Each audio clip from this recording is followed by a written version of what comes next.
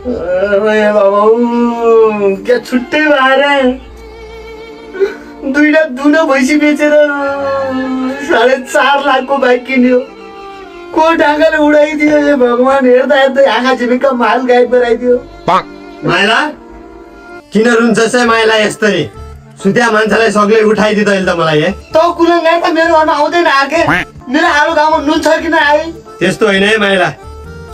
नयाँ स्कुटी ल्याएको छु नि त, माथि यसो चलाउनलाई माथितिर जान ल्याएको छु। आएर एकचोटि हेरिदिन्छस् कि रड मान्छस् के अरे आखिर त पनि? हेर्नु परेको छैन तिमीले चलाएको स्कुटी? यहाँ आफ्नो भाइ हराएर त कस्तो टेन्सन भइरहेछ। तिमी खुर काट्नु गरेको अहिले त। हेर्नु अझ थुचुक्क बसेको लास्ट र नभएको। धेरै आवेगमा नआइज माइला। मर्दा पर्दा चाहिने भनेकै म एउटा छिमेकी मात्रै हो तेरो, बुझिस् कि नै? तेरो बाइक हराउनुमा शोक मलाई पनि लागेको छ। त्यही भएर म तसँग एउटा प्रस्ताव राखौँ कि भनेर आएको के। कस्तो प्रस्ताव हो फेरि? मलाई के मार्ने प्रस्ताव गर्न आऊ तिमी? त्यस्तो होइन के माइला। अब हामी दुईटा भनेको छिमेकीबाट सरुवा भएर दाजुभाइ हुनुपर्छ। त्यसैले अब तसँग म मित लाउन आएको। ओहो, यो जोइको छोरो मित पराउन आयो मसँग। यो राम्रै होला, लाइदिउँ। ल ठिकै छ उसो भए लाऊँ।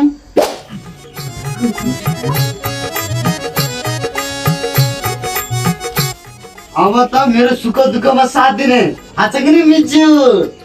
मलाई फेरि भोलि दायाँ बायाँ गरेको स्वाद लाग्दैन नि फेरि। क्या गर्ने त अब मितजु लाइयो। अब के गर्ने त अब ठिकै छ। अब ल म पनि लगाइदिन्छु मितजु। अब त मितजु भइसकेपछि हाम्रो सुख दुःख एउटै हुन्छ, दाजुभाइ जस्तै हो। अनि फेरि सन्तानले मात्रै 7 पिँढी भ्याउँछ गरे, मितेरी साइनो त फेरि 13 पिँढी हुन्छ नि मितजु। झुठो मान्नुपर्छ अब। ए मैले जस्तो तपाईँका बाबा मेरा बाबा हो, तपाईँका आमा मेरी आमा, तपाईँका छोराछोरी मेरा छोराछोरी, तपाईँको बुढी त्यो त हुन्न। यो हुन्न मितजु, त्यो मितिनी भइगयो। मितिनी ल मितजु साट्ने के साटासाट गर्ने हो त? अब यी टोपी भक्कु मैले ल यो गाउँबाट छोराले ल्याएको थियो। ल यो पनि मितजुलाई म लगाइदिन्छु। ल अनि मिजी धुने गर्नुपर्ने हल्का सेन्ट आइरहेको छ। ठिकै छ मिजी त हुन्। ल मिजु आजबाट हाम्रो सम्बन्ध ट्याक्कै डाँडा भयो। कसको बनाएछ? हेलो क्या रे? मैले भाइ बितिकिर गरे बाबो के 13 दिन माग्नु पर्ने भयो, तिम्रो पालन पर्ने भयो। मिजु के माइली भाइ बित्नु भयो गरे माइली हजुरआमा। मिजु साह्रो पर्यो मलाई। अब त टिको पुस्नु यो टिको फाल्नै पर्छ मिजु। 13 दिन है, 13 दिन नुन बाट्नुलाई मिजु। अब मितेरी साइनो त लाग्यो। अब म जान्छु मिजु, छोरालाई पनि भन्छु मिजु। अब 13 दिन है मिजु पुस्नुला। आजै मिलाउनु, आजै मिजुको हमाइली भई भन्नु। अब मिजुको पनि के भन्नु आफ्नै पऱ्यो। के गर्ने जुठो बाँड्नै पर्यो। यो के गर्ने के गर्ने।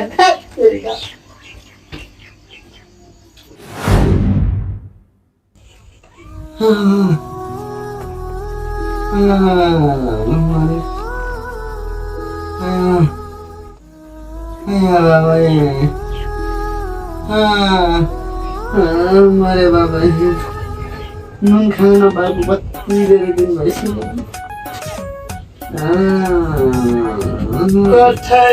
मेरा मिजु हेर त कुप्ची काप्ची दुब्लाएर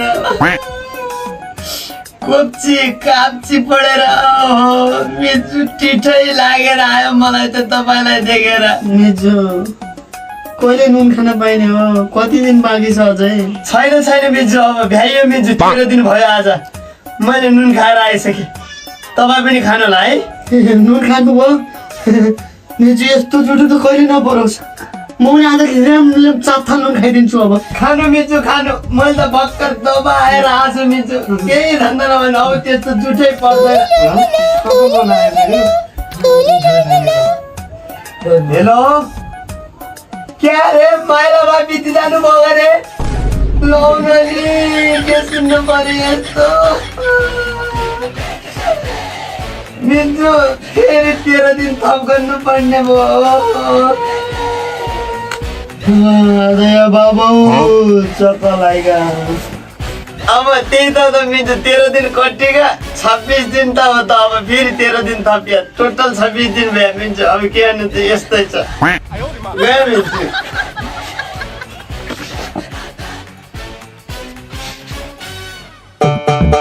आज मित बाका घर चोखिया गरे 13 दिनपछि नुन खान पाइने भयो। आज यो मुला गचा नुनिलो चुकिलो यसरी अरे अरे कहाँ होता खाना कथा मिर्चुकोमा माइला भयो बितिकै फेरि गरे बरु आलु पोल त्यो झदा सदा खाने होइन।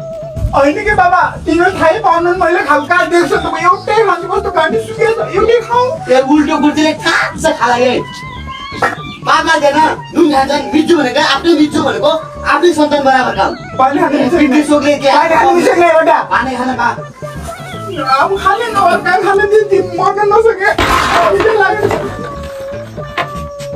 साले बढी नुनको सोक घाल्दो रहेछ मान्छेलाई केही भइरहेको छैन लास्टै गाह्रो भएको छ।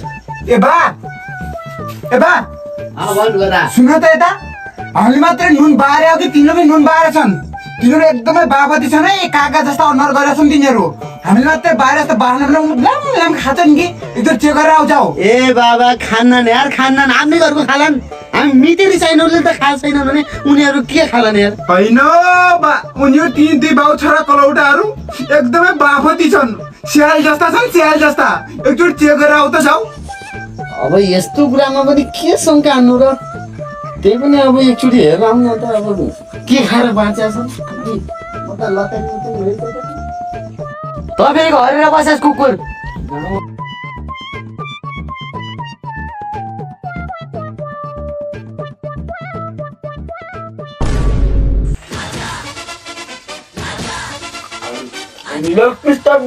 छोरा तर अहिले नुन लागेन चाहिँ स्पाइसी छैन नुन हालेनस् हालेको ड्याडी खै खै हेर है मिर्जु मिर्च चिनी हालेको के चिनी हालेको मिर्च चिनी हालेको चिनी हालेको नि खान मिल्छ मिर्च चिनी हालेर खान मिल्छ ए तिमी त बापति रहेछौ नि मिर्ची आउँछ त नुन मासु खाएर बस्ने हामीलाई चाहिँ नुन खानु नुनेर त चौरी परिछ क्या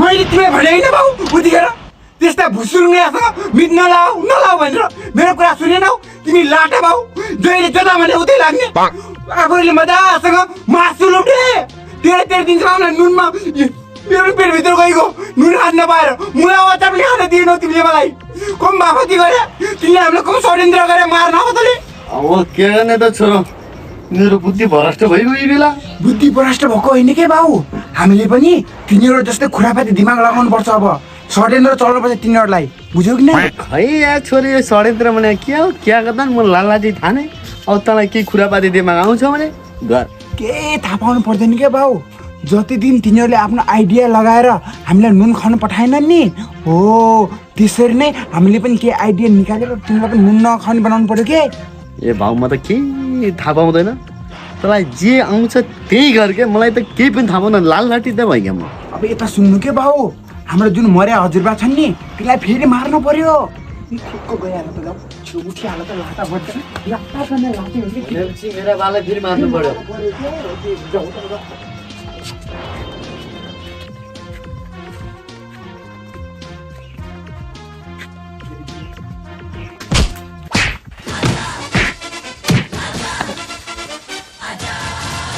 त साले 2 कौडीको मान्छेसँग मैले केही मित लगाएको थिएँ तैँले मलाई नुन बार्नेसम्म गराइस् त जस्ता अप्सीसँग म मित पनि लाउँदैन आजबाट बुझेस् यो टोपी लैदा तेरो मित क्यान्सिल मेरो टोपी पनि ल्या साला अरे बाबा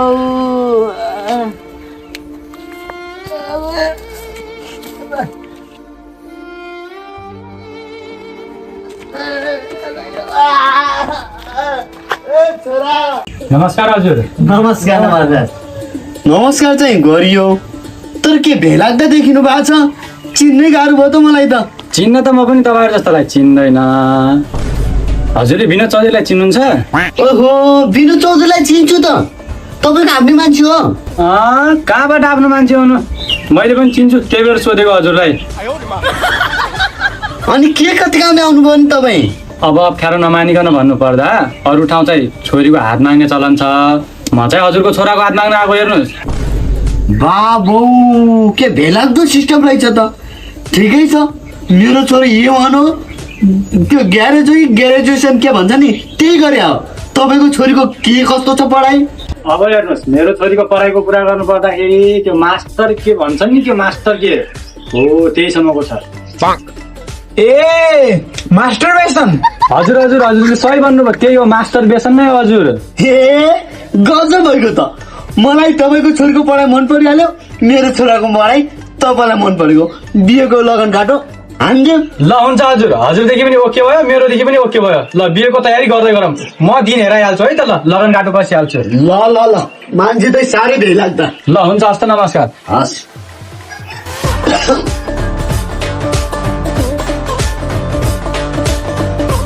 बा हे बा बा चिन्ता नगर छोरा, त्यो बापतिकी छोरी अब तेरो हो। हस् बाबा।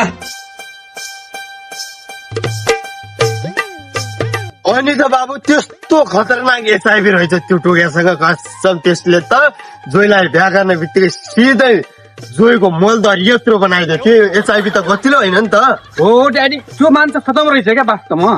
त्यस्तै अर्का छोरीको जीवन बर्बाद गर्ने हो त। अहिले गइकन अहिले त्यो अर्का पहिलो गएर अझ सन्चो भइहाल्छ त्यसलाई अनि भन्दैन? भोलि बिहान ड्याडी हामीलाई पनि सर्छ नि त त्यस्तो भयो भने। हो त्यही भएर बाबु जोगिएर बस्नुपर्छ। सङ्गतले पनि बिगार्छ, बुझिस् नि? म त हिँड्दैन है। सङ्गत छिमेकी हुन् भन्दा सङ्गत चाहिँ गर्ने हुँदै होइन, बुझिस् नि? म त हिँड्दैन ड्याडी अबदेखि त। त्यही भएर हेर बाबु, अर्काकी छोरीलाई मार्नुहुन्न। एचआइभी छ भने चाहिँ एचआइभी छ भनिदिने हो सिधै, बुझिस्? अघि ड्याडी गाउँघरमा एचआइभी सल्क्यो भने त मजा आउँदैन नि त। त्यही त। हजुर रोक्नुहोस् त, हजुरले कसको कुरा गरिराख्नु भएको छ? कसको हुने हो र? हाम्रै छिमेकीको कुरा गरेको नि। हाम्रो छिमेकीको छोरालाई एचआइभी छ नि त। उसले पहिला बिहा गरेको थियो, श्रीमतीले थाहा पाएर भागिन, मर्छु भन्ने डरले। त्यस्तो के होइन, हजुरलाई के भयो त, चासो के छ र होइन? ए आमा हो, एचआइभी पो।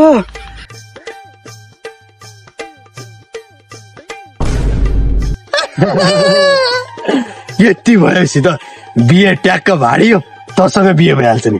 जाउँ नि, जाउँ।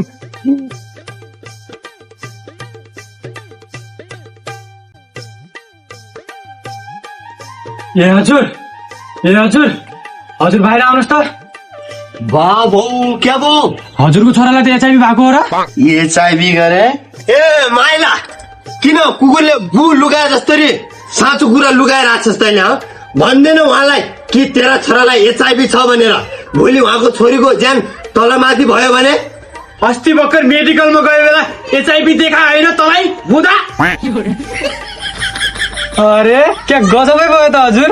हजुरको छोरालाई पनि एचआइभी, मेरो छोरीलाई पनि एचआइभी। त्यो त के ठ्याक्कै लगन जुरे जस्तो जुरे त हजुर।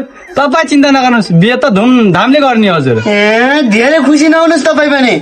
कहाँ मेरो छोरालाई एचआइभी छ त? ऊ त्यसको छोरालाई छ, उसँगै बिहे गराइदिनु।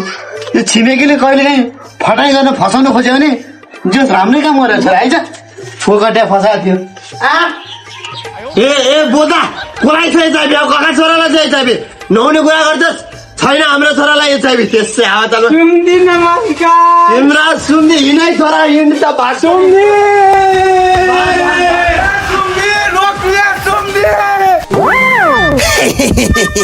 छिमेकी